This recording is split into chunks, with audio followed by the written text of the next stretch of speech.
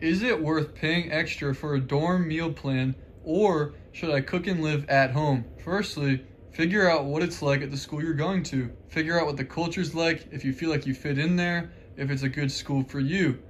And if it is, you might value living on campus. From a financial perspective, a lot of people's budgets might be super tight when it comes to college, especially with the astronomical price of college and student loan interest rates. Usually, cooking and living at home is much cheaper, but you also have to consider the transportation costs when it comes to that. How far do you live from your school? That needs to be factored in precisely. A piece of advice though, your first year might be worth living on campus for the experience.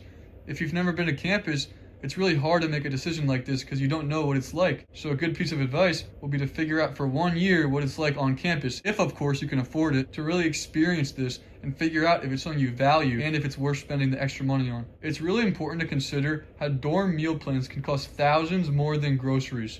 Every single meal can cost $10 or more, and this can add up astronomically over time. You have to remember too, when it comes to grocery shopping, that you can buy in bulk, you can meal prep, you can do a lot of things to save time, effort, and energy, and you're not able to do this when it comes to a meal plan in college, but at the same time and effort saved a ton in college. You can just eat in the dorm right away and not have to worry about cooking anything. For a lot of people, this is a brand new thing, which is why I recommended having 1 year living on campus and figuring out if this extra time saved is worth it to you. You had to consider as well, cooking is a life skill. If you live on your own one day, you'll definitely need to cook at home. All these food costs can be cut in half. I mentioned before the costs associated with living far away from school, but there's other fees, such as parking, car insurance, public transit. It all comes into play when you live off campus. But when it comes down to it, when you ask students why they live off campus, they've calculated a lot of these things. They've figured out whether or not they value living on campus, and most of them have made the decision because of money. So in most cases, living off campus